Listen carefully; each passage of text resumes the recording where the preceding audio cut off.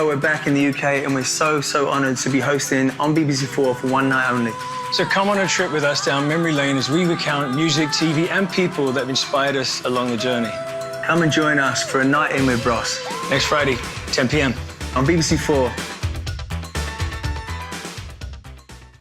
Hello everyone, if you fancy coming to join me and my brother and taking a trip down memory lane, come and join us at 10 p.m. Friday. We're going to talk music, TV and film and about people that have influenced us and inspired us along the way. Come and join us then.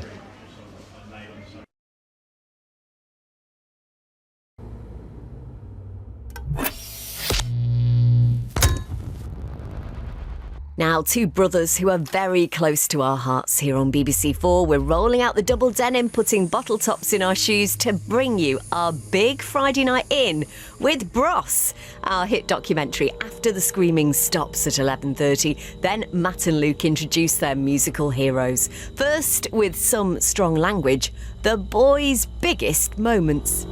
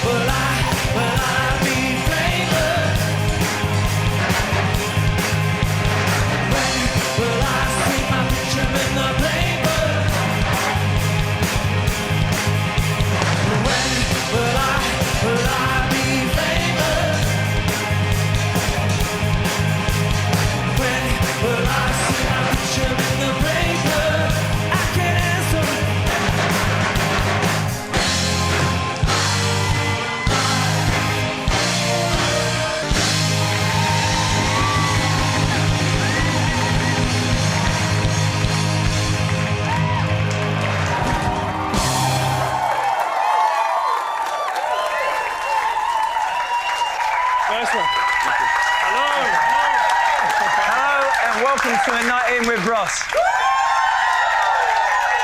So look, we've got lots and lots to show you, so stick around tonight. We've got TV, we've got never seen before footage, and it's going to be a really amazing. We've got some special guests, so please stick around and check this out. Coming up.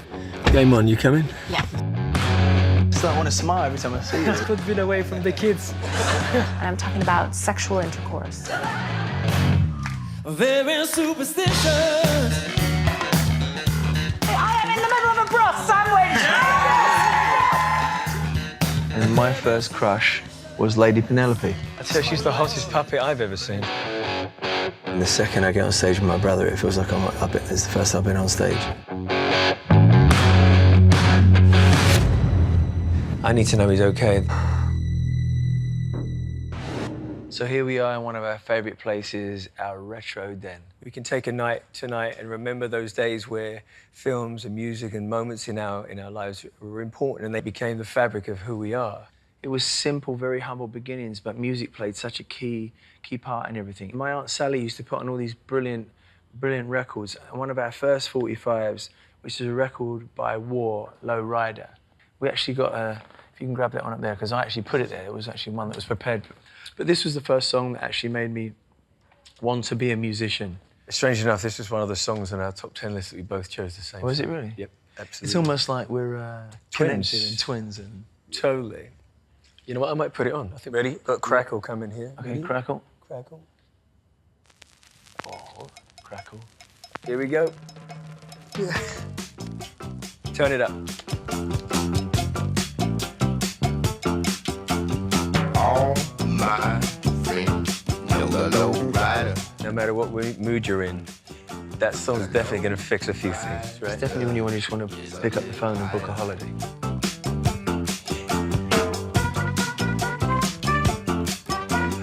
And it's got elements of Scar in this as well. You can see where Scar falls. And then we love Specials, Bad Manners, Madness. They were the soundtrack of our teenage years, weren't they? So I hope you're out there making a cup of tea. So do I. Sitting in with us. It's going to be a good night, trust me. And Luke's not wearing underwear. Which is just normal for me. I do try putting them on occasionally, but it doesn't work for me, you know. You're the one that I know that you loved. You loved Ian Jury in the Blockheads. Hit Me With Your Rhythm Stick. Hit Me With Your Rhythm Stick. I played it and played it and played it. What I loved about Ian Jury, truthfully, he overcame an adversity. He had polio. And to me, I think he was one of the pioneers of punk, but he brought sophistication to punk, which sounds somewhat of an oxymoron, but that man did it. Let's play the video. Here we go. Let's see it.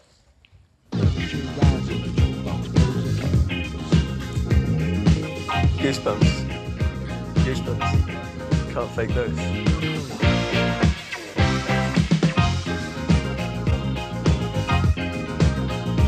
In the deserts So cool. of Sudan and the gardens of Japan, from Milan. It's so cool, isn't I it? love his accent as well. Yeah, it's so cool. In this, Every woman's, every man. Hit me with your rhythm stick. Hit me, hit me. Je t'adore, ich liebe dich. Hit me, hit me, hit me.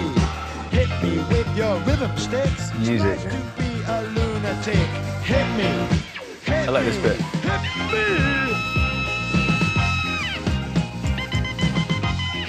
Bam, look at that. Two saxophones. That's Come on, cool. right? Why not? If you can. So why wouldn't you want to become a musician after watching this video? Bravo, Mr. Ian Jury. It's this one music video that tells me not only, again, the power of music, but the rebellion. It reminded me why I want to be a musician. Also, it instilled me with this desire to one day see if we could play on top of a roof somewhere. This is you too. Look at that. Go on, boys. I think every band wants to be able to shut down a street. We shut down Oxford Street, didn't we? Yeah.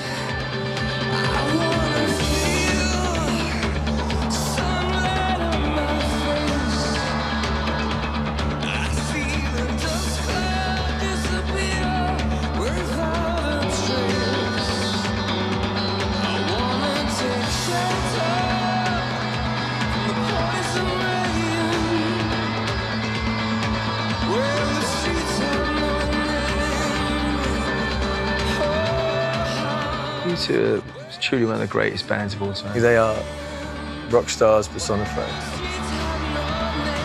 They actually sent us a hamper once, actually. We were playing the Point in Dublin. Full and then of champagne. Champagne and things, and the message was simply, to the boys, from the boys.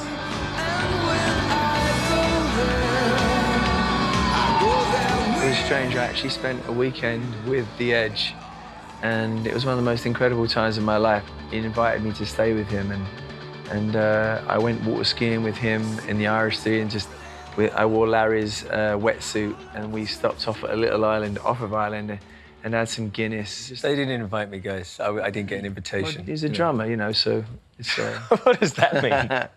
I know some people like to hang out with drummers. Now listen, man, I'm just seeing if we can start another fight. I mean, that's what they want. They really want us to fight, really.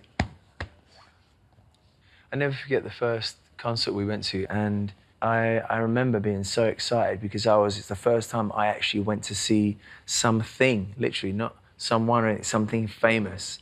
And I was so excited. And me and my brother went with Sally, and we went to see Depeche Mode and Hammersmith Odeon.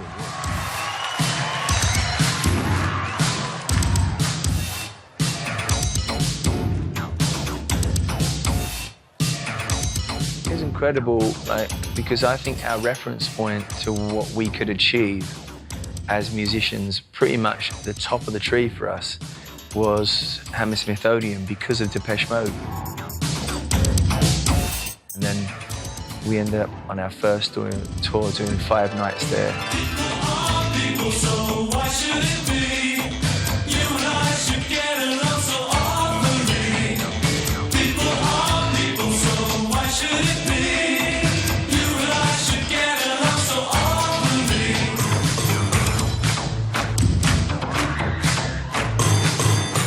And also, you know what they did? They gave permission to say it's okay to not look like everybody else, not to be who you are. And I think that's what Depeche Mode have always brought to the table. What could I have done?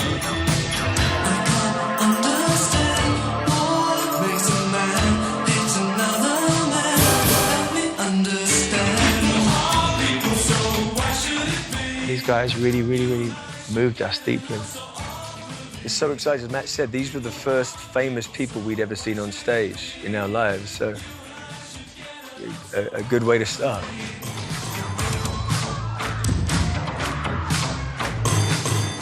Nice one, lads. Depeche Mode. It was really strange when they asked me and my brother to do this show. I was so excited, and they said, "Oh, you got to choose your favourite music," and you think that would be easy, but there's so many influences in our life. Exactly. And, you know, we came from such a musical family. Yeah, we did. Our mum could sing, our dad could sing, our Aunt Sally could sing, my granddad was a beautiful singer.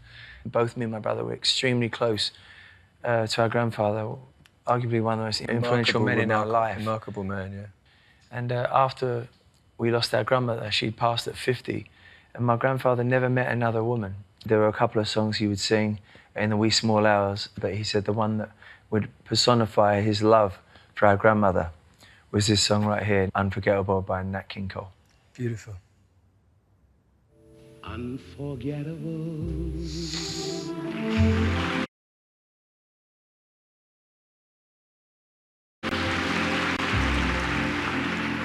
That got me. That's what you are.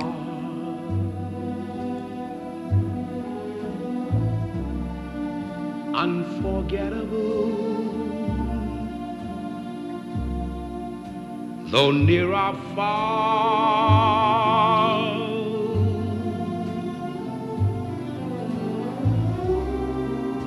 like a song of love that clings to me. How the thought of you does things to me. Never before. One thing I remember about my grandfather is that he's such a compass to me as a human being. I never heard him complain. I don't have a memory of him complaining. Very interesting, incredibly soulful man. And he'd say to me, he'd call me son. He'd say, you know, son, should we put on a bit of Sinatra, should we put on a bit of Mel Torme? And now I'm realizing how influenced I am in tonally as a singer. And forevermore, that's how you'll stay.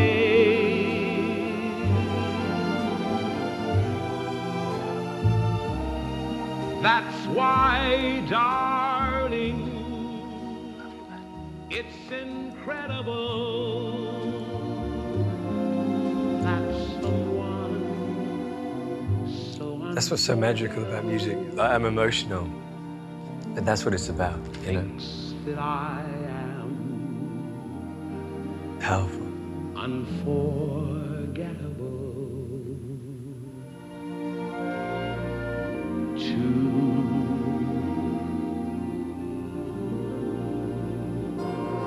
I just want to say, I think it's one of those songs that you feel it's an underscore to memories and reminiscing probably more than any song in the world.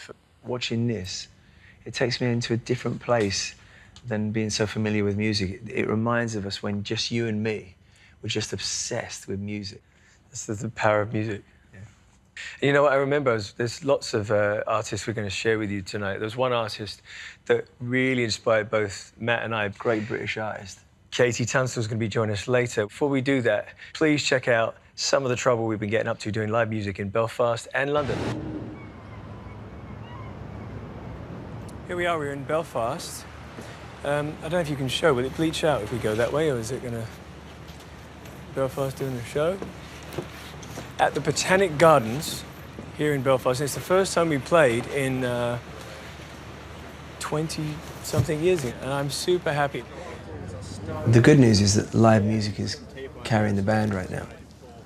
And that's a really great place to be. We're not being carried just by celebrity, we're being carried by live music and live gigs. People said, why Belfast? But we were asked to play a festival over there. And I'd never played an outdoor gig, and extremely excited to do it. Soundchecks are always problematic. I haven't, very rarely, I think I can count on one hand how many soundchecks were just spot on. People don't realise what you hear on stage is absolutely, completely different to what the audience hear. I can't feel it, I can't feel it. Yes. I can't hear my bass, I can't feel my bass drum. It's almost an unworkable mix, but... Well, what do you need to make it a workable mix? Oh, it is what it is, guys.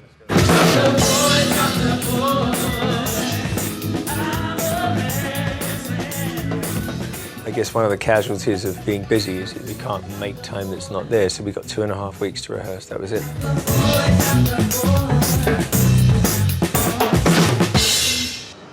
The problem is, it was such a, I'm just being honest, such an unenjoyable sound that in a musical context, I couldn't really figure out where I was musically because I've only really got me. I've only really got me, bro. Can you hear me? Okay, yeah. Sure.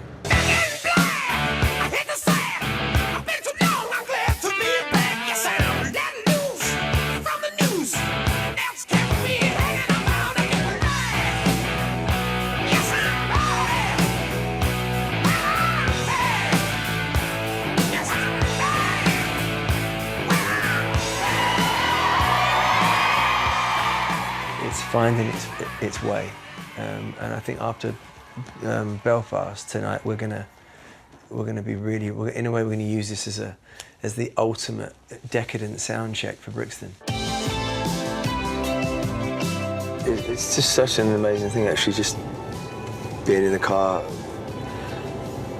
passing landmarks that just I certainly relate to being when I was a young kid. We're minutes away from Brixton Academy. We had a great sound check yesterday, so we decided not to do another one today because we don't really know the set anyway. So we're just going to wing it. I'm very, very tired right now, I'm not going to lie. But music, I always call it doctor show. So the show is always the doctor, it makes you feel better. We're turning up at the venue now and there's lots of people, so I am getting ready to jump out, so that's how I've got to say cheerio. This isn't the right way either, is it? No, this is the front entrance. No, you've got to go around again. This is the front entrance. I'm playing it tonight, I can't go through the front. Yes, please. All right. Sorry, mate. No worries, no problem. All right, game on, you coming? Yeah. Good, mate. Hello, guys. Here you are.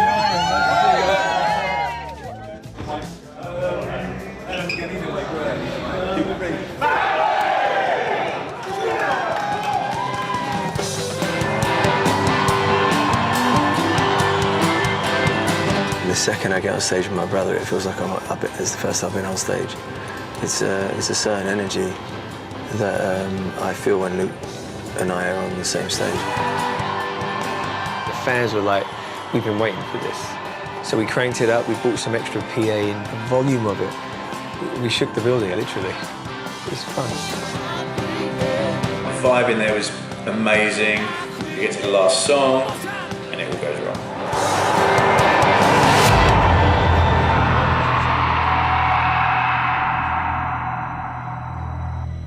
My heart just, it was like someone had gone boom to see him fall that way. My heart just sinks. I need to know he's okay. I saw a light hit me in the face. I literally wanted to make sure I was still here. Luke said, "Are you okay?" I said, "No." As I stepped and I started to fall, my back actually hit that riser and I heard like a click. I knew that would have hurt. It was not good. It was not a nice thing to witness. It ended up being a violent fall. We have to sit him right on a flight case. You can't bend his leg. His elbow's smashed up. He's knocked his head. We get him backstage. We get the medic to look at him. The medic said that he'd only done some ligaments in his knee and bashed his elbow. I mean, it could have been so much worse than that. And thankfully, you know, he's a South London boy. He got back up and handled it. Like they say, the show must go on. In 32 years of playing live, I've never fallen off stage. It's been a real adventure these last few weeks, it really has.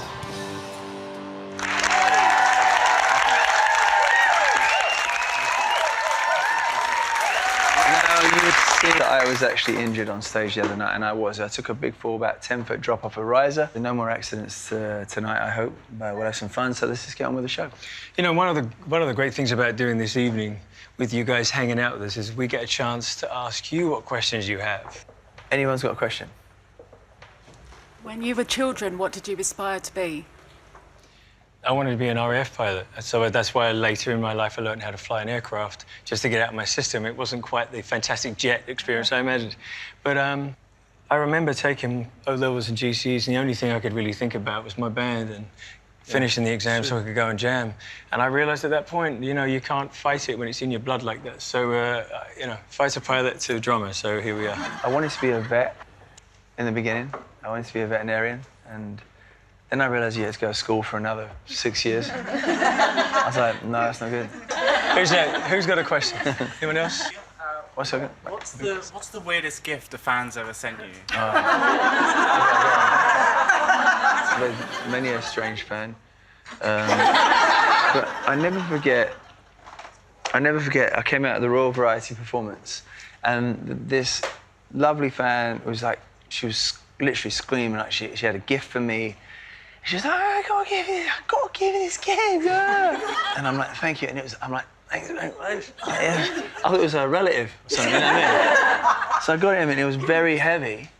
And it was very cold. And I was like, what is this? So I opened it up, and it was a semi-thawed out turkey. From the frozen department. Extremely odd. I can't beat that, but I have a story that I think we both received this gift many times. It was the end of the gift that really made it different. I opened it up, and it was a pair of panties, girls' panties. But the line that got me was, I wore them, Luke. Okay. I'm going to open the floor here to one particular person, a man who has supported us, an amazing partner and husband to my mother, our mother, our stepfather, Tony. Any questions for you, my brother? Your mother and I took two South London boys to live in the country. Yep. And we were there for a year. Do you remember what you and your brother said to your mother on the way home? You remember? And what did we say? You literally turned round and said, "Isn't this beautiful concrete?" Yeah. London boys. I've got a little story about Tony, because after Mum passed, he lived with me for 4.5 years, and he's only recently left, thank God. And I was in the gym, And Tony texted me. He says, Matt, I've done something I've never done before. And I'm thinking, oh my God, Vegas, you know, I'm thinking the obvious maybe, you know. Anyway, so he comes into the gym with his cane, he like walking along like this, you know, like he does. We take the piss out of that. We're just a horrible family. And, and I said, what is it, Tony? Can you just tell me, is everything all right? And he goes, I've got to tell you, I've just never done this before. And I said, what is it? He went, I had a pedicure. But that isn't the funny part. Do you know where he had the pedicure? At Walmart. They do pedicures a $5 pedicure in Walmart. Any more questions? Anybody? When you first came to Australia in the 80s, it was crazy. What do you remember about it? How long do you have? I think Australia, for us, was arguably one of the greatest memories of our life. When they said, you know, hey fellas, you're going to go and do an Australian tour. We're like, does anybody even know who we are over there? And I'll never forget the pilot said, could everybody except the Bros party leave the plane? We thought we were going to get arrested. We thought we'd stolen something. But we had this strange sound. And we like walked, a gig almost. We walked out of the plane and we just saw this, like, you know, 10,000 people. And, you know what? It's one of those memories that's very hard to explain. You know what you should do? There's a news report that we have, so check it out. This is how it really was. Certainly by tomorrow, all ABC staff at our Melbourne studios will know who Bros are. Like their arrival today, Bros's visit to our studios tomorrow to co-host the pre-recorded Saturday morning show The Factory has been well publicised on pop radio stations. For the unknowing, Bros are a British trio of 18-year-old twins and a 17-year-old who perform with a backing group of 4. Their only album has produced 4 top 10 singles in Australia and the UK. OK, this is part of the show we're super excited about. Ladies and gentlemen, KT Tunstall!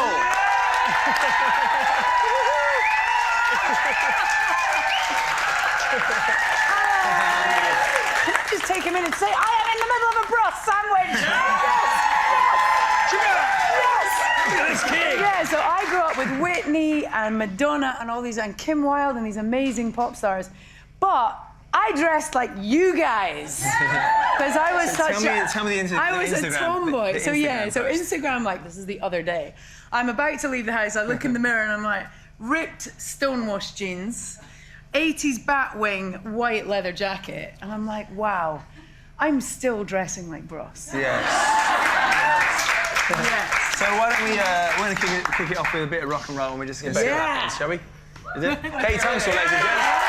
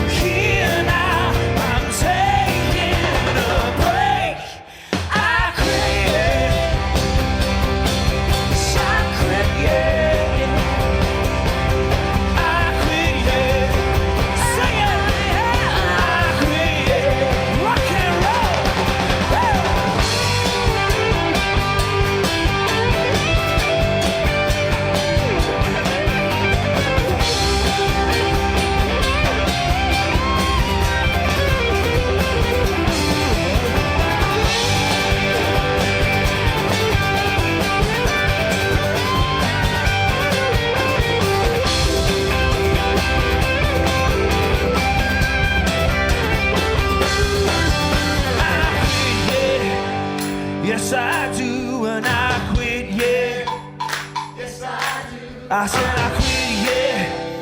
Yes, I do. I got a crush on you. Come and sing with me, baby. Oh my God. I said I quit, yeah. Yes, I do, and I quit, yeah.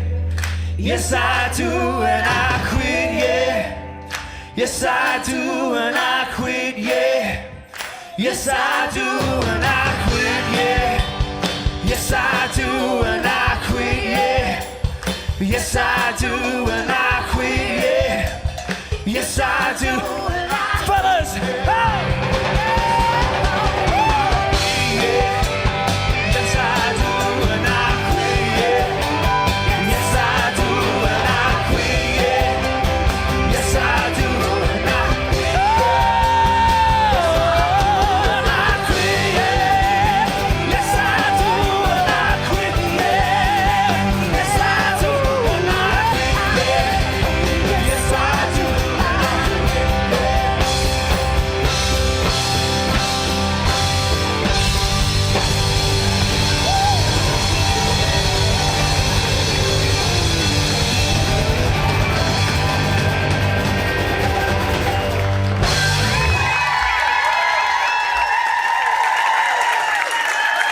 Luke Goss and KT Tunstall.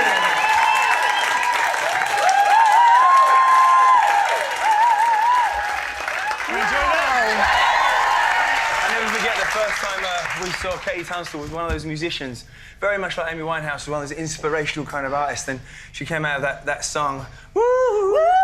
It's beautiful. I just see That's it in my line. If anyone wants to use it, you can use it. It's an amazing thing, and just like one of those great British artists. I mean, we're so honoured to have you on stage with us. Oh, and well, thank you guys were such an inspiration to me. Such an amazing voice.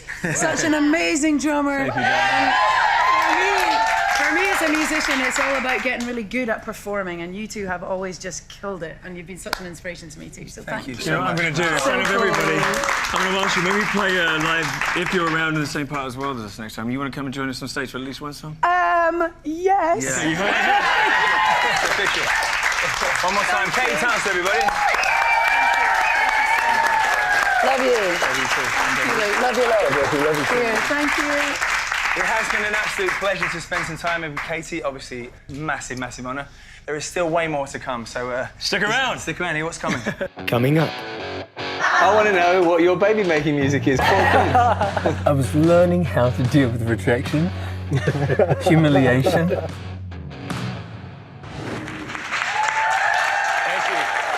Now, Matt has always wanted to have his own talk show.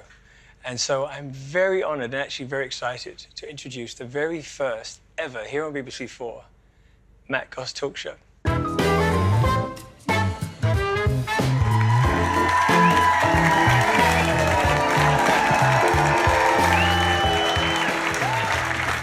first guest is a four-time Olympic gold medalist, and he's also the most decorated British track athlete, and is now embarking on a new challenge by turning his attention to running marathons. I cannot wait to find out more about the man behind the miles. It is my absolute pleasure to introduce to you Sir Mo Farah.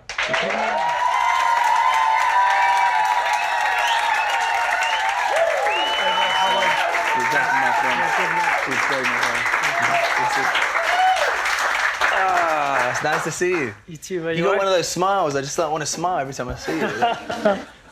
Could been away from the kids. Before we start, one of the things I'm going to get straight to it with you because you just intrigued me. I need to ask you, do you prefer the track where it's a discipline, you know exactly how many laps you have? Where in a marathon, is it a landmark or is it a building? What is it? Is it just miles, or is it? Are they two different things? I'm still learning in the marathon, to be honest, because track I've dominated so many years, won so many medals, and kind of the only way in life you learn is being able to, win, lose, win, and then you go look back and go, how did I lose that race? What do I need to do? How do I beat him? How do I beat him? And calculate it in your mind, right, and figure out a way of you to win, how you beat these guys, and that's what I learned on the track. And last 10 years I've won decent medals, but before that, decent. I wasn't winning. Four-time gold medalist. So, do you have any what's the music you love to train to, or does it differ? It's different. I love all music, to be honest, and sometimes like I am a bit of garage. I grew up like listening to garage and hip hop. Now I quite like Stormzy, Rich 32. So like, are you running to the beat or are you just in your own place? I'm just in my own place, and sometimes you hear the song and I'm so bad at music anyway. Right. Like literally, if you tell me to dance so now, you think like, you're in time, right? You're one of those guys that like. Get the arms out. What about romantic music? What's the baby making music? Baby, you got 4 now. So I want to know what your baby making music is. We all do now. You got 4 kids. No, it just depends, I love my kids and my wife, and for me, it's about being able to spend quality time with them. We have a family picture of you here, beautiful picture. Yeah. Are you like one of those overly protective fathers? Are you like, I am. Like you intimidate the dudes? Well, my daughter is 14, and I'm a little bit more strict because I know when I was 14 what I was like. Right. So I still want to know the baby making record. So. Sorry, man. I'm just. What's your tune? I'll tell you in a minute. I haven't got 4 kids. You have. So. What do I like? Yeah, you know. Marvin Gaye. D'Angelo. Stevie Wonder. I don't mind. Stevie Wonder. So, Mo, there's something that I do in my life, and people think I'm eccentric. I don't really care, but it's I have a glass that I have named Harry after my grandfather, because I do like my alone time. Yeah. And I go into my conversation corner in my house to have a little drink, and I have an open conversation with my grandfather. Yeah. I name my glass Harry. Harry. So me and Harry have a conversation. I would like to give you this gift. If you take a look at it and tell me who you're going to name it after. Yeah, it's proper crystal, isn't it? Who are you going to name this glass after? So one day, hopefully, you and I can have a drink with somebody we love. It's a tough one for me. It's like, I never did talk about this, but it's a mate of mine used to train with me, and at the time where he passed away, we were in training camp. When was this? In South Africa. That was in 2002. Okay. Yeah, and I never do talk about it, but sometimes part of me always think, if I have achieved that, what could he achieve, or would he ever been as good as me? Because he was better than me at the time. Wow, that's a big thing to say. When did he pass? He passed away in South Africa, car accident. So car accident. Yeah. Should we name him? Yeah, couldn't name him Sam Hockin. Sam, ladies and gentlemen, here's to Sam. Thank you for sharing.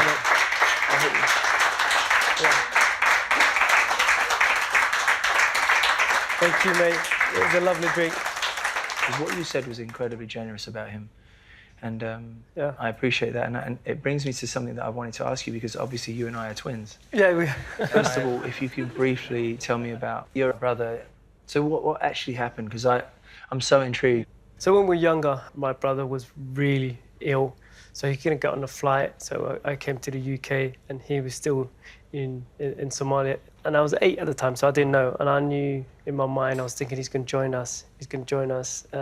Didn't join us. Months went by, and then the civil war kicked in. So, and my father went back there, could not find him, moved around, because obviously, the situation in Somalia was bad at the time. And then my mum went back over. When was this? And found him, I think 5 years later. Oh, so that was like a big deep breath moment for you. Yeah, it was difficult, but at the same time we could talk on the phone. And then I went back in 2003 to Somalia, saw my brother and my mom, and that was the first time we reunite. I couldn't imagine not knowing where he was. It would be all-consuming for me. Yeah, it was difficult, and I think in our family as well, it did cause a lot of issue, because it's something inside, as myself, as a parent, I look at my kids now, would I ever separate them? If at the time, obviously it was better for him and he couldn't travel. There was no choice. But at the same time, I don't think I could ever imagine my twin girls being separated. So he's back in your life now? He's back in my life, and he has been back since 2003. We've been constantly in touch, and he's married, and he married a twin. because he wanted twins himself. He's got twins He as didn't know well? how it works, by the way. He has twins? No, he married a twin. Oh, he married a twin? Yeah, a twin. So we've got a picture here of you being reunited and stuff. Is that? Oh, here he is. He's just back in my house. So beautiful. Yeah. So how often do you see each other now? Try and see him every year, if it's possible. Would you like it to be more? I'd love to be more, and we'd love to have a big house next to each other. My kids, his kids. He has got 9 kids, by the way, which is different. And so he really is music. Is he like, is music. I don't know what tune is. We need to ask him what tune is he playing. Playlist. It might be on repeat. One song. All right, darling. I need to ask you, first of all, what's next for you professionally? What's next? The biggest thing for me is being able to, if I can compete at the Olympics again in 2012, which, not 2012, 2012. That's incredible talent that you can run back in 2012. That's incredible, Where's the machine? You got back in time. Yeah. No, 2020, as you said, it'd be incredible to do Tokyo one more time and see if I can get a medal for my country. That is the big one. And before that, I'll do Chicago Marathon again, try and defend my title. Listen, I have every absolute faith, and we have every faith. This country absolutely loves you, Mo. So Mo Farah, ladies and gentlemen. Thanks for coming.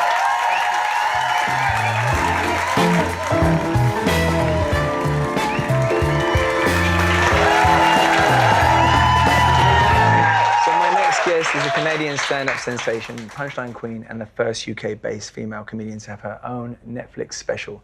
Please welcome the incredibly talented Katherine, ladies and gentlemen.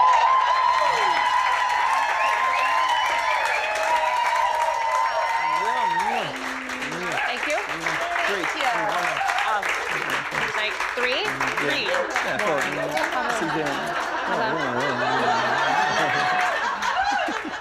I just don't know how many it is. I mean, when in doubt, just keep going, right? It is, yeah. When in doubt. Wow. I made a shrewd observation. Yeah? That you'd be going with your evening wine.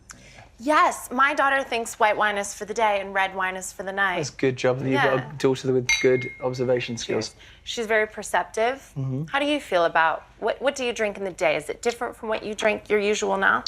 I'm not really a big day drinker, but if I do, I will probably just stick to an old-fashioned or a scotch on the rocks. And Why wouldn't you drink in the day? I don't really know. It's a very good point. You're an artist. You work at night. I am. I think have a drink at lunch, sober up, get to the show. Really? I've been a big fan of yours, Matt. I was introduced to Bros by Jimmy Carr. I went there for Christmas, and what did we put on in his home cinema? Bros. Oh, really? Yeah, the documentary. So you've got to watch this. Stuff's okay, yeah. And we absolutely loved it. I thought you were so compelling. Oh my God, what a lovely thing to say. Thank you, my love. Thank you.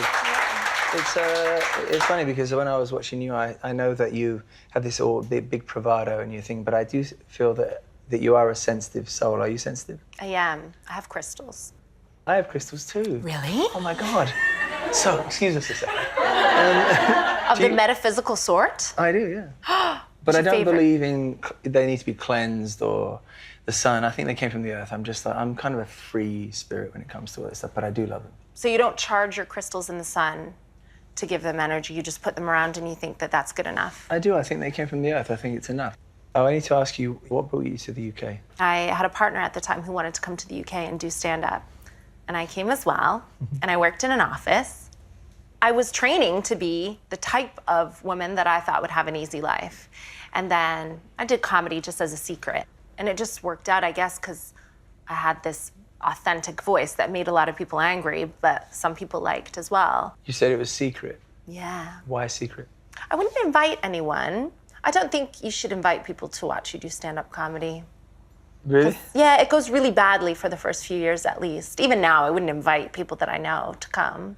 One of the things I have learned, and I don't know if you can relate to this or not, because I've been everywhere from stadiums to arenas and to all over the world, and when I sing, you don't need to make an arena laugh. But I never forget the first time I got my first laugh. What was that? In Vegas, and I was just very natural. And I just said something that I thought, and the whole room laughed. And I'd never experienced that feeling before, and now it's become maybe 1/3 of my show. Do you remember the first time you got a real laugh? Well, do you remember what you said that made people laugh? No. You don't remember? No. You just knew the feeling. The feeling was like, oh, the whole room's laughing, and it felt good to me. I mean, it's an art form. I mean, do you love the way it feels and sounds in your body? I love the way singing feels. Yeah? What does singing feel like? Singing feels. I'm gonna answer one more question, then you're gonna answer one of mine. It feels beautiful. Yeah? It feels beautiful physically, and I understand it. That's all I can say. I'm just curious about the process of laughter and how it feels. A lot of people say stand-up comedy is a men's job. Like, men are funnier than women, women are it's for men. And I think that's because standing in a room with a microphone, giving opinions, having that control, it's not masculine, but it is alpha. It feels like no one's gonna mess with me. I have control. And I think with heckling as well, if anyone heckles you on stage, I don't know if they do, if you can put them down, then you feel a great sense of control and the audience feels safe because you have control. Do you find that you use it as part of your show?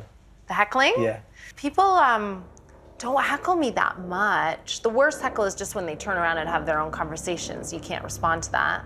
Certain people have. What about when the largest plane in the world flies over your studio and how does that feel? Does that feel like... That is the rumbling of my undercarriage. Is it? Really? Yeah. Do you know what I call the undercarriage? Do you know what I call the undercarriage? What do you call it? Switzerland. Switzerland? Yeah, because it's like neutral ground. I mean, I know a lot of bankers who keep their money in there. Yeah.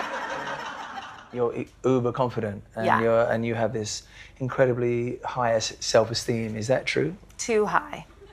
Yes. Is that even in your private life? I think I have a really high self-esteem, only because people have said to me, oh, it's funny. They mean it as a compliment, but they say, it's funny, you have this real baseless confidence. You shouldn't be so confident, but you really are. And that's negging. That's what negging is, Matt. I just feel like I always believed my mother when she said the bullies were jealous. Right. I was like, girl, I know. Because I just feel very lucky. I think it's based in gratitude. My confidence comes from gratitude. Yeah, I think that if I wasted this life, I'm relatively healthy. I feel like I have mental health. I feel I was born, a woman born right now is the luckiest woman that there's ever been. I'm just so lucky that what would I have to be ungrateful about? And like all my confidence comes from gratitude. I feel like I owe it to history to try my best. I do something in my own life, and I went out today and tried to find a glass that I think you may love. I named my glass Harry, after my grandfather. Oh, that's nice. So this is to you, and take a look and let me know if you would be so kind to name it after somebody that you're going to have a conversation with. You signed it as well. Yes. That's very special, Matt. Thank you. Okay. Did you really buy this? I did. It's a chalice. It's a chalice. You're And a queen, exactly, right? You're queen of comedy. Very heavy. I love this. I'm going to call my glass Connick Jr. because yours is called Harry, and you remind me of Harry Connick Jr. Very handsome, very soulful, and I think that you and I could make very beautiful music together, and I'm talking about sexual intercourse. First of all, I want to say this to you. Leave tomorrow, so if you want a long, meaningful overnight relationship, I'm down. So. Don't, the Brossettes will riot! Cheers to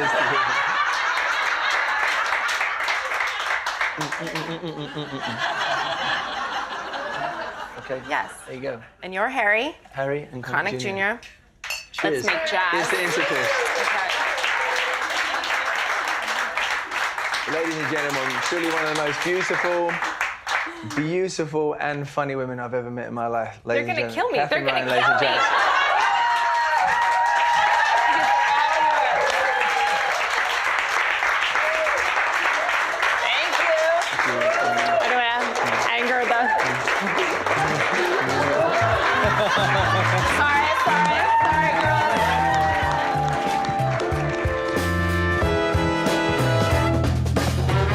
Coming up. I'm sparring less now because I still want to get hit. Luke Goss. Well, this isn't nerve-wracking at all, is it? A little tingly balls moment.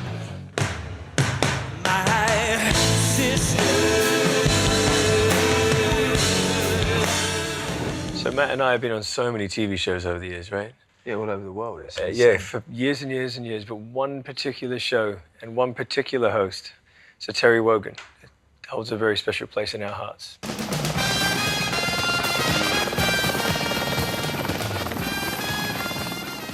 That was our usual mode of transport. Yeah, and everybody thought we were doing it to show off, but we were doing sometimes 2 or 3 countries a day, and it was just a piece of, you know, infrastructure and to make that possible. But a lot of fun too, right? And that jacket, yeah, one of the best jackets of all time, Vivienne Westwood. Welcome, Ross. You know what I noticed about our energy here, bro? This is when it was all new, and there was no tide turning at that point. It was good being Ross. It was good being Ross at that point. You know, really fun being Ross. The press hadn't turned on us, and it was still just before that time, so we were enjoying it. Quiet in here, isn't it? Yeah. Is it always like that? Luckily, yeah. Luckily, yes. Yeah. We're 3 19-year-old guys. We've got a lot to be thankful for. 19. I think that's very sensible. The kids, man. I mean, but what about your personal life? Or do you care that you have no personal life at the moment? No, I think Bros is our life, and I think, you know, we just love everything that goes with that. You know, we could never complain about anything.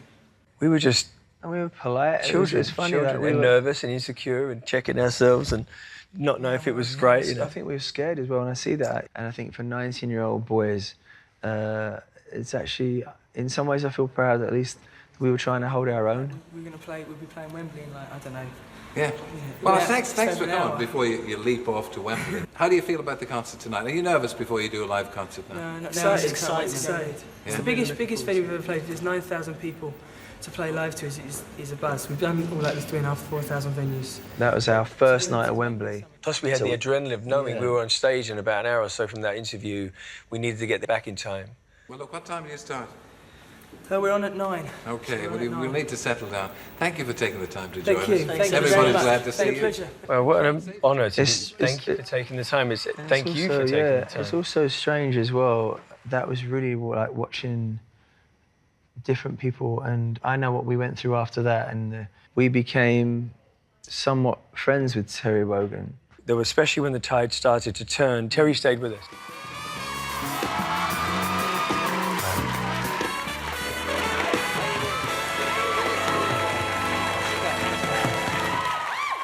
I've never seen this. Your popularity hasn't diminished, and I don't mean that in any sense. We were surprised. Sycophantically, I think it's terrific. You've been away for 14 months. Right. Have you all the troubles behind? 14 whole months, bro. Yeah, but obviously there's still a few things we're sorting out. You see, I mean, it's not as bad as you may think, the bad publicity that you've had. You weren't very bright about the money to start with, were you? No. We had the key to the candy shop, you know. I know, I mean, it's easy to say, but I understand. I mean, we were 18 years old. We had our first #1. We had the key to the candy shop, and we just overspent, really. We were in tremendous pain there, like tremendous pain, and we were humiliated. And you've got to put this in perspective, and I've said this before, but all we did at that time was lose some money. That was an agonizing part of our life. We couldn't blink with it without it being wrong. I think honestly people genuinely thought we were like these 5'3" Ken dolls that just had no brains and were absolutely vacuous, and it was extremely annoying just because we got screamed at. Our music got, you know, like discarded for a minute. Discarded. Yeah. Has it had a bad effect on you?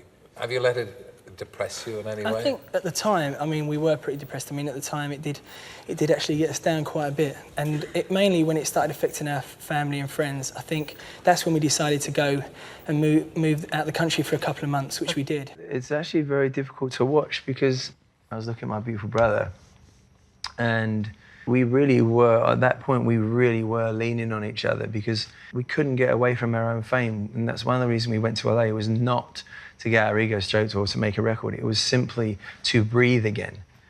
And let's hope that you get the press turns a little more kindly, because you've had your share, haven't you? I think so. Yeah, I think we've done our apprenticeship, I think. What a sweet ally. It's nice to have you on again, fellas. Thank you. Continued success. Thank you. Matt and Luke.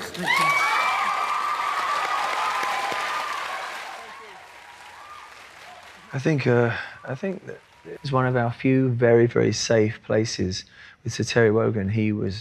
We never ever felt in danger with him. He's a huge, huge piece of my life, and I truly have a genuine love for that man. I know, sadly, he's not with us, but to his family and his friends, we just take this moment to say... Yeah, thank you. Thank you.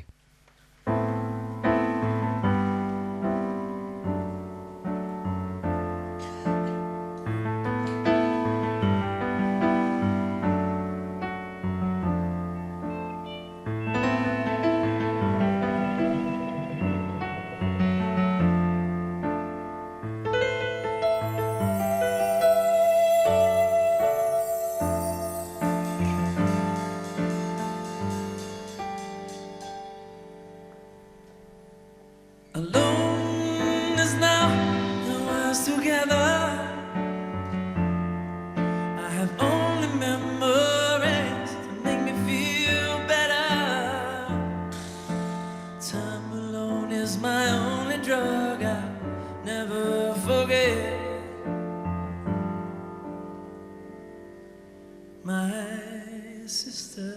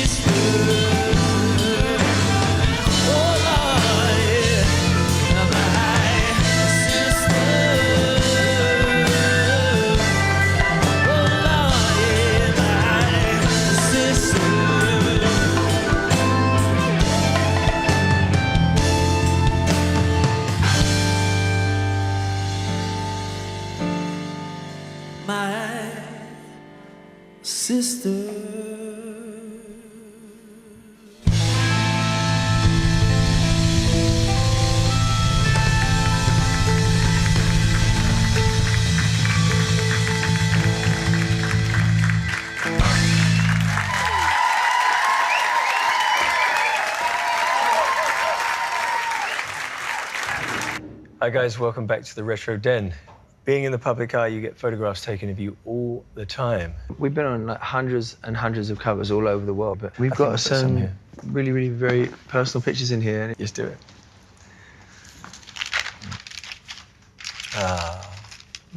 Hang on. This first photograph, just knowing my brother as I do. It just hit us both, didn't it? Right here. Our mother in her wedding dress, beautiful, and my father holding us both, which is also a very, very rare memory. really remember that. And it's also a picture of me and my brother. And even the way that we were both born, my brother came out and they didn't know they were twins, so they cut the umbilical cord. And I was actually still inside. And my mother then said, I think there's something wrong. And my dad jokingly said, well, maybe there's another one.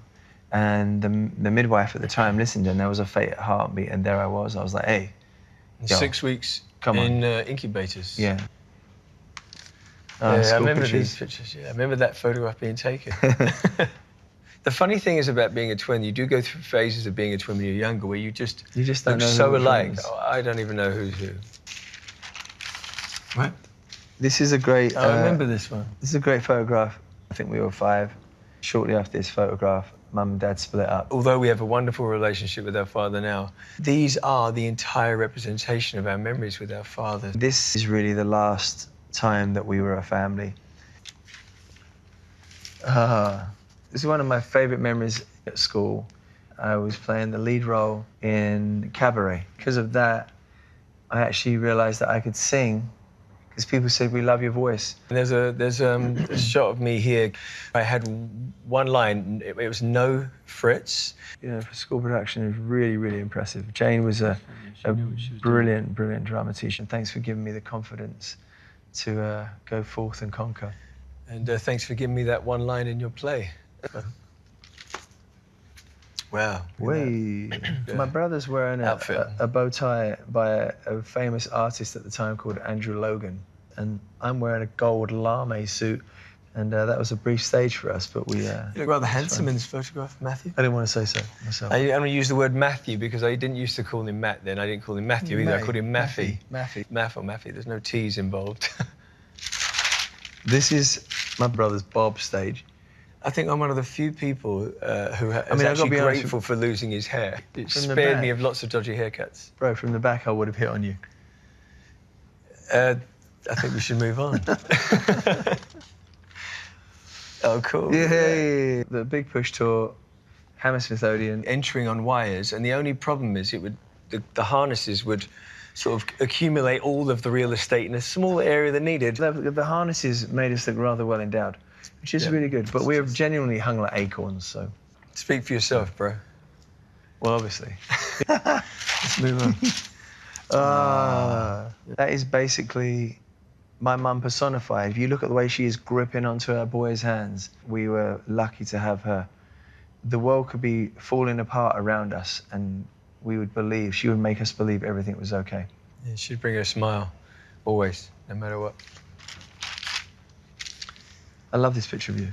Thank you, mate. You know what happened? I went out to the Joshua Tree and I decided to spend 4 days, 4 nights in the desert and write a book that would both be a catharsis and for me, but also help other people in the same situation. And I recently went up to Bradford. I was invited to attend the Bradford Literary Festival and meet some people and talk about the book, Desert Conversation. So take a look. This is what went on.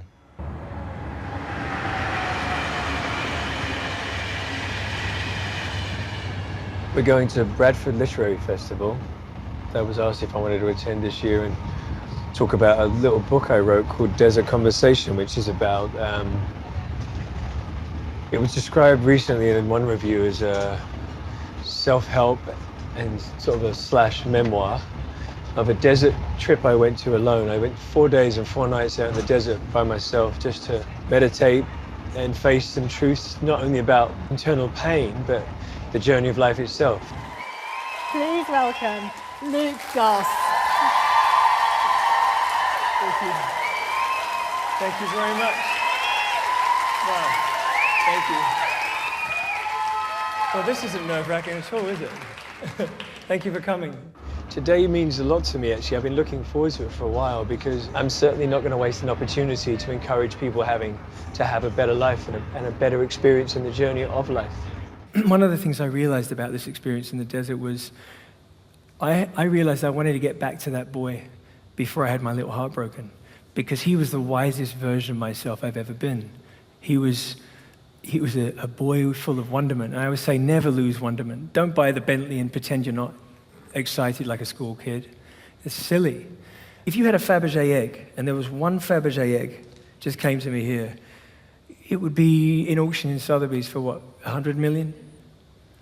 It's a fraction, it's a molecule of what you're worth, because there's one of you. But we've been convinced that there's things out there worth more than us. There's nothing more valuable than you. I see competition, I see abuse, I see ego, frustration, loneliness, depression, and I think, seriously, social media is a big fat subject to me where I feel trolls have become more powerful than God.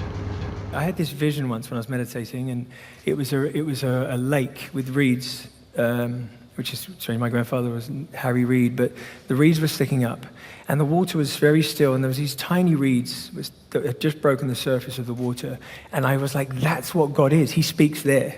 Does anyone here meditate? I did a long time ago, but I just kept falling asleep. Were you sitting up or laying down when you meditated? Sitting up. Is that a true story? Yeah. Okay. Just kept falling asleep. Well, if you can sleep sitting up, I want to know what you're doing. It's such a respite from the noise of social media, and I play Native American music every day of my life before I sleep, and it comforts my soul. So maybe in a past life I was lucky enough to be part of the Native American community, you know, wishful thinking. I'm a working class boy from London who wants to change a couple of things, because I just don't think we're heading in a direction that's going to put us in a great place. If we really want to look at ourselves as a global community, before we do that, when we're invaded, if that ever happens by an alien force, but it would be nice to think that we can get to that place before that crisis. I only hope in my lifetime I see someone make an effort to bring a collective energy between us as a planet, because the obvious thing is if we get invaded, then we come together as a human race. But it would be lovely if we did it before that. Well, I was just going to finish off by saying I did fall a bit in love with you reading the book, and I've fallen loads more in love with you. Ladies and gentlemen, Luke Goss. Thank you, guys. Thank you. Thank you. Really, thank you, thank you, thank you, thank you. So that was the Bradford Literary Festival, where lots of people showed up and wanted to hear about the book I'd written, and it was from an experience of life, and so it was a really beautiful time. And so thank you for everyone being there. But before all that stuff of life inspired me to write that book, there was a lot of goofy times watching morning TV on Saturdays and stuff. We used to love watching TV, and some of these things that we're going to be showing now, we actually chose because they were more than television. They just complete escapism, and they were like so distinctly British, and we still carry these memories, even though we travel the world and we live in a different country. We still carry these memories with us. So we're going to take a look at some of our favourite shows. Enjoy. See, nowadays these modern Eurobirds, they Oh, this is my favourite clip. Mature men who've made it in life. Yeah? Is that why we're having no luck? No. I haven't started yet. Just building myself up to it. Yeah, well, you better hurry up and be closing time soon. All right.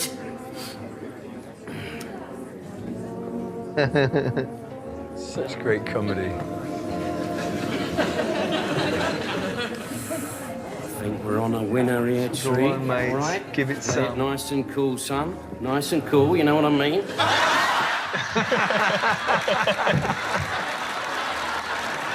He's keeping it cool, isn't he?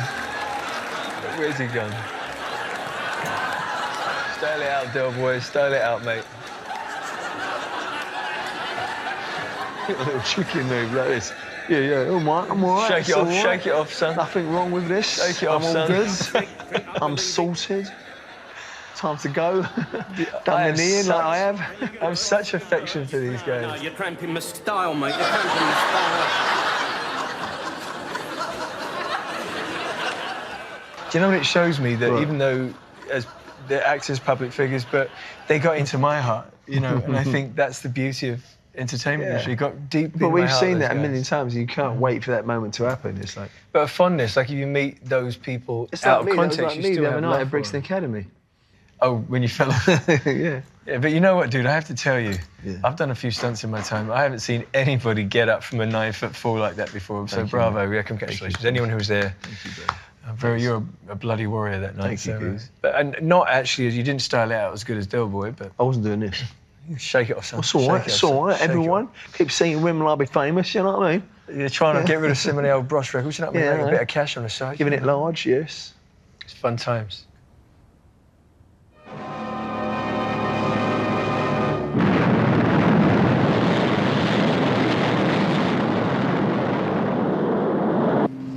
International rescue from Thunderbird 1. Changing to horizontal flight.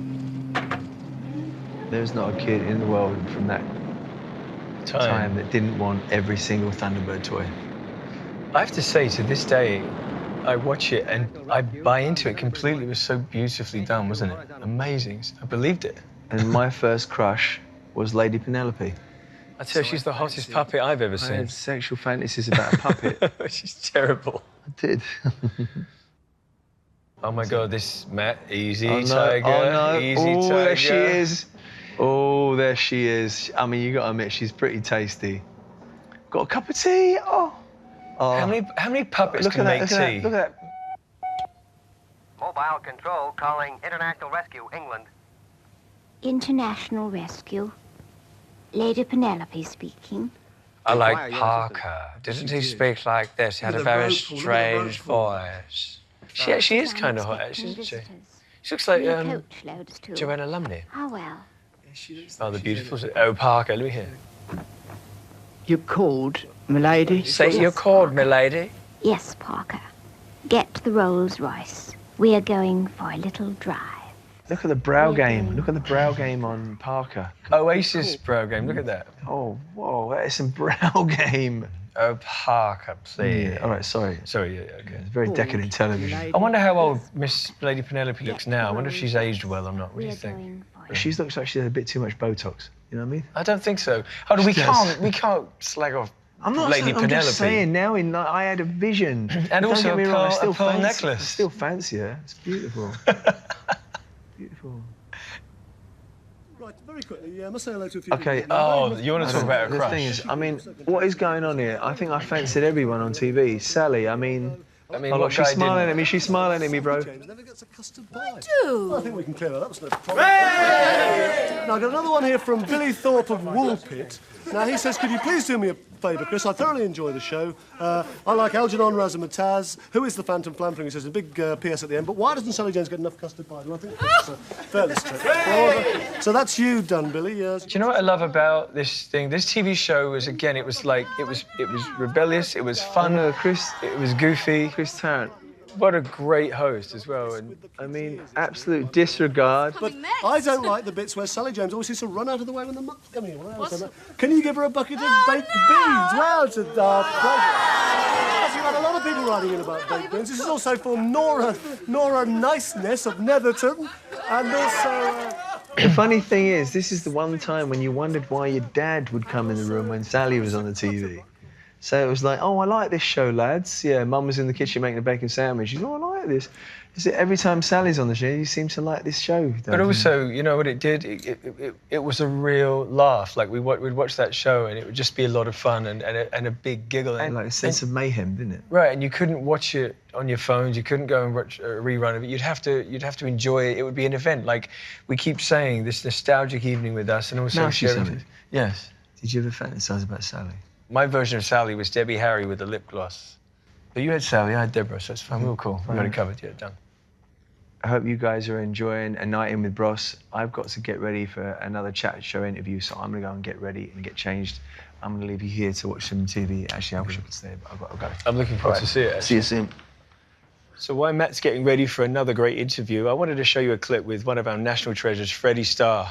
I had to get over a lot of nervousness for this thing, but take a look. You'll see what I mean. That's all right, mama. Just stay the way you do. That's all right. That's all right. That's all right now, mama. Any way you do. Well, mama, she done told me.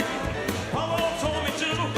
Son, that girl, you fool. I wish she ain't up to you. Well, that's all right. That's all right.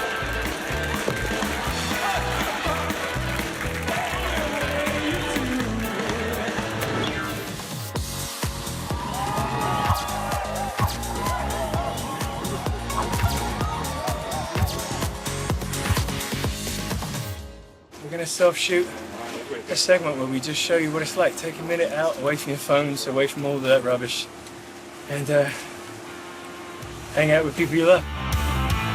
You behind camera, Miss Laura McCready. Edward, my brother, behind there, who's first assistant director, catching up, talking about film and our lives.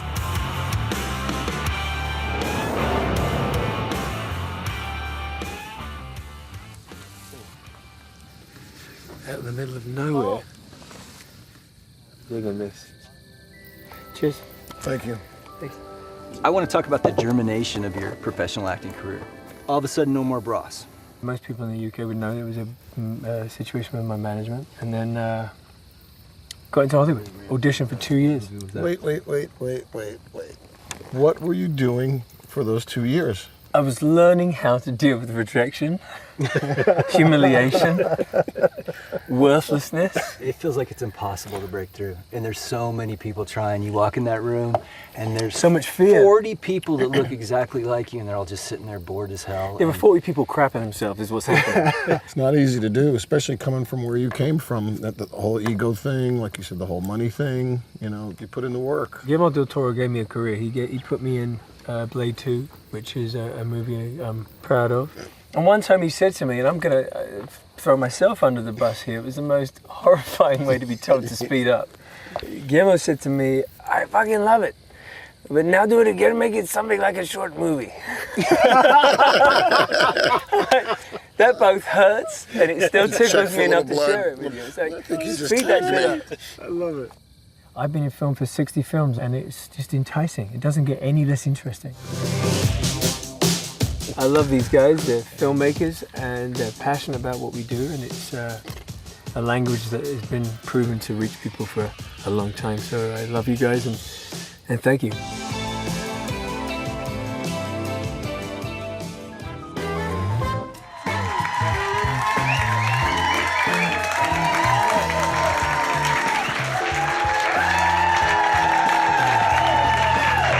So my next guest and I have both experienced some of our greatest career moments in Wembley and in Las Vegas, but for very, very different reasons. While I was performing all over the world, he was throwing knockout punches. I am so honoured to welcome Frank Bruno.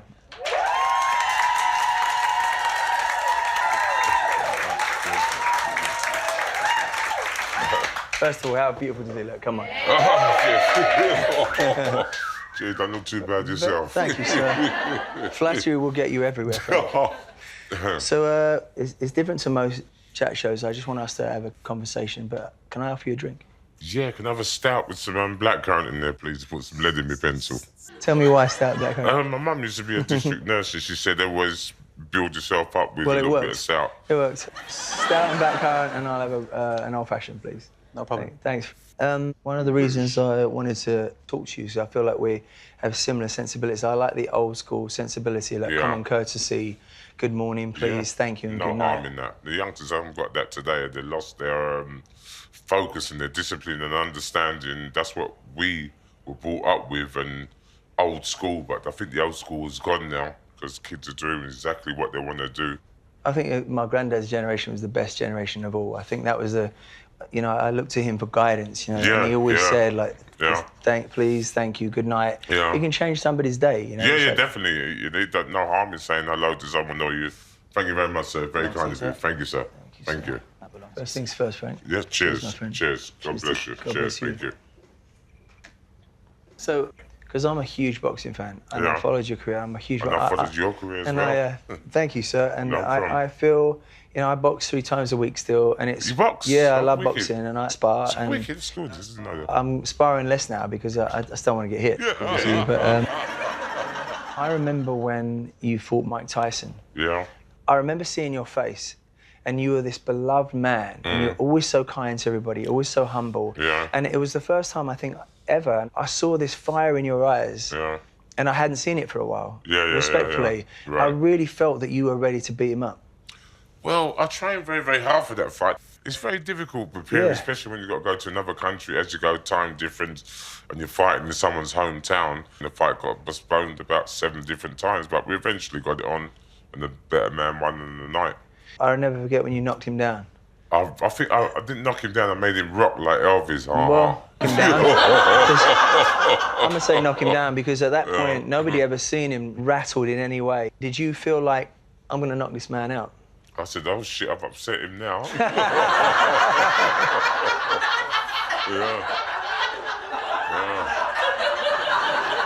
Let me ask you, when you were training, was there a certain type of music you trained to? Like, Being a musician I love is music. I'm a uninteresting. frustrated DJ. I've got so many music at home. Sometimes I used to listen to funky house, soulful funky house. Sometimes if I was in a very, very, not bad mood, but I wanted to get very aggressive, I listened to a bit of Bashment. You know what I mean? If I just wanted to keep calm, I listened to Lovers Rock. I've listened to George Michael. I've listened to you and your brother before. It depends what sort of like mood I'm in.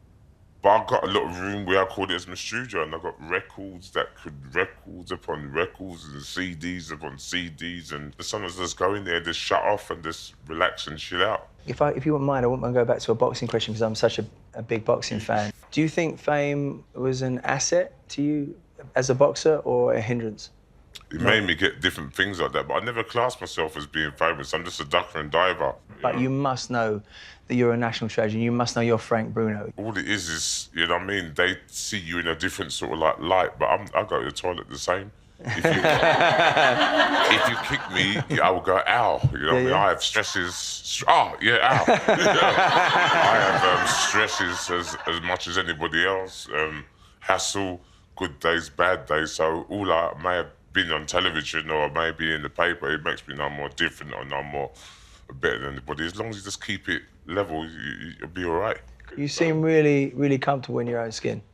I'm very comfortable. Why is that? I've got some good teachers, you know what I mean? I listen to a lot of older people, wiser people. I had good manager that told me a lot of good advice. So I learned, if someone told me something and it was very, very good, I put it into my armory and just get on with life, you know what I mean? I'm honoured you're here. From the States, we look at you, and the Brits over there absolutely love you. Thank you. So will you come and hang out with me in Vegas a little bit? Yeah, I've seen a nice picture of your house, and you've got a wicked house, and it's away from the strip. Nice vibe, and the view, what you got there. Yeah, I might take you up on that. I want to send you nothing but love and respect. Thank you. Just please, ladies and gentlemen, Frank Bruno. Thank you. Cheers, mate.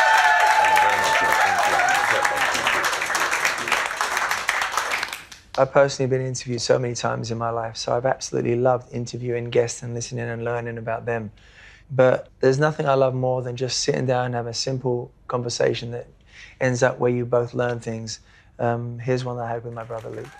Let's have a little moment. I just want to say to you, I want to say that we don't do this enough, brother. I agree. We just do not do this enough. We have a laugh. We've always got up to no good. I'm just saying, like, you're my best mate. You're my best mate. I never feel more comfortable.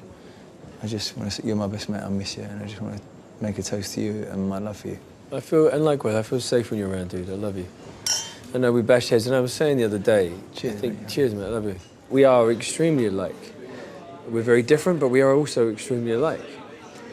And there's the words that you would give me in a time of crisis for me, or in a time of panic.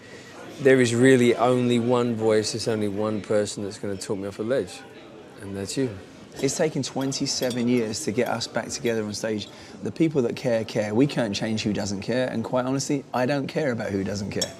But what I do care about is the people that do care. In honour of my mum, in honour of South East London, in honour of the tumultuous upbringing, in honour of the breakup of my mother and father, in honour of the day that Luke said that he wanted to leave Bros, in honour of when I kind of went weak at the knees and thought, fuck, I didn't want to leave Bros. I know, but nonetheless you did. I was made a solo artist at that point by default. Honestly, I wanted to keep going with Bros. I thought you wanted to do your own thing. I wanted to hang in there. But you were curious about having a solo career, surely. I know you were. No, I actually wanted to be like all the bands that we love, like the Stones, Duran. I wanted to just hang in there. There's a lot of emotion here. You have to remember the last time I sat down with my brother and had a one-on-one meal with him was 15 years ago. So, there's a little catching up to do. I love you, bro. Love you too, little Matty. Little Matty. I actually love it when he calls me that. This is fun, having a bit of a offload. And It is an offload, you're right. And later on, I'm going to offload again. I hope you meet a woman. You remember you said it once. You went, I want to meet a greengrocer. And I know, it was quoted out of context. Stop getting distracted by heels, legs, short skirts. I love heels. Me too. But stop getting distracted by the bullshit. I want to meet that greengrocer that wears heels. Hold on, but You know what? No. La la. The truth. I love heels. Don't get me off of heels. I want to know, what's your thing? What's your thing? Like, what's your little tingly balls moment? I don't know if I would ever refer to it that way. Mate, you know what I mean. Every fella watching this knows when these balls tingle, you can't help it. It doesn't matter. She can be a little naughty. There can be a really beautiful bird sitting there and you'd be like, she's really beautiful. But that bird, I don't know why, she's really not as cute, but she makes my balls tingle. I'd be like when I see truly an individual, like a girl that's maybe... No, aesthetically shallow conversation. I said pretty toes and skinny ankles and legs, like the shiny legs. Guy. Yeah, I'm a leg guy. What's your thing there? Do you have a thing? Eyes.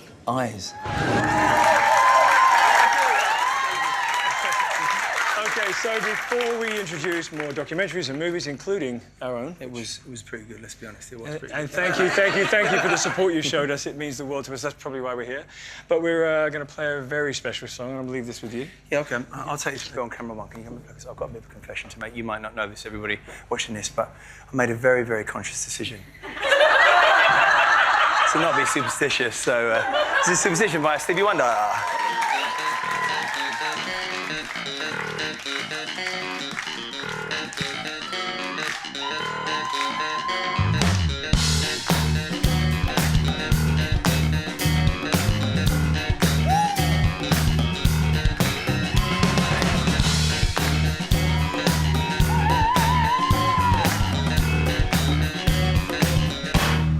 Very superstitious, writing on the wall. Very superstitious, oh Lord, the ladder's about to fall. But in my baby, broke the looking glass. 7 years of bad love, the good things in the past.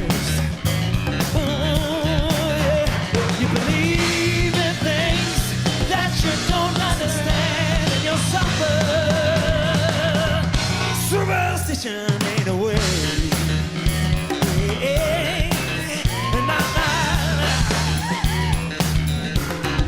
Very superstitious,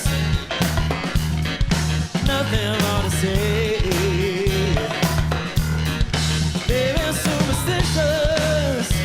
Oh Lord, the devil's on his way. Everybody watching, freeze, freeze. Hold that cup of tea, don't move.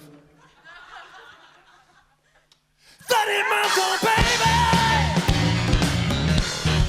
broke the looking glass. 7 years of bad love, the good things in the past.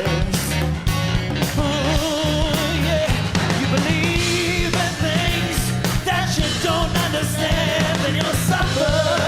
Say, superstition ain't the way. Yeah, not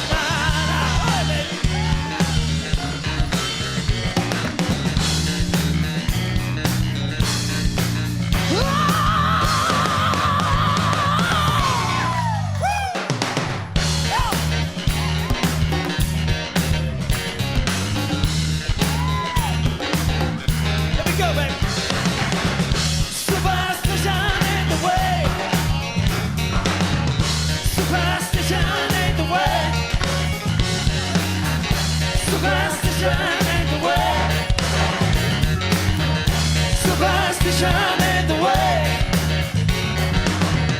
Superstition ain't the way. Superstition ain't the way.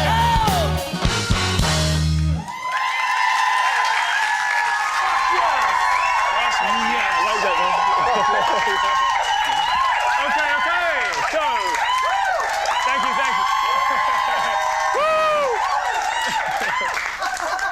Get out of here. So, stick around because we're going to still be here after this, but check out our documentary after the screaming stops. We'll see you after.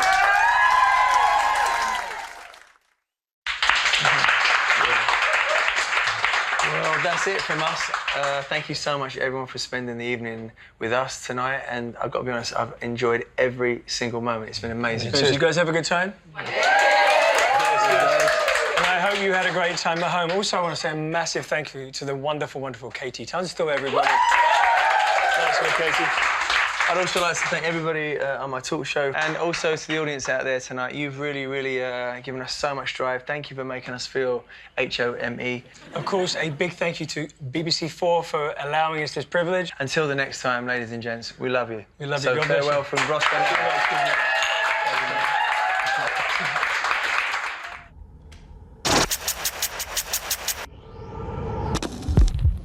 Bros Night continues here on BBC4 with the boys introducing their musical heroes. Luke on Led Zeppelin's Robert Plant to come. First, it's Matt's choice with some strong language. So this next man is one of the biggest influences in my life. He was also a connected point for me and my grandfather, without question. It was one of those moments when I knew that somebody was going to make my life change. And as I got older, I knew that I wanted to sing different songs with more composure and be more connected to the lyric. And this man single-handedly made me think about the phrasing of words and the meaning of the words. And in my opinion, he delivers a lyric better than anyone in the world. I'm very, very honoured to introduce the first episode of a 4-part series. This is Frank Sinatra, All or Nothing. So all night long, we've been looking at things that have inspired us and influenced us. We've been hanging out with friends, family, and amazing professionals. This is no exception to that. This is an influence of mine that I am really excited to share with you. Led Zeppelin, my favourite band of all time. The lead singer is rock star personified, Mr. Robert Plant. Now, he's the reason, and his band, why I wanted to play that instrument over there. It's a documentary in his own words. This is Robert Plant, by myself, a documentary I'm very excited to share with you. Let's take a look.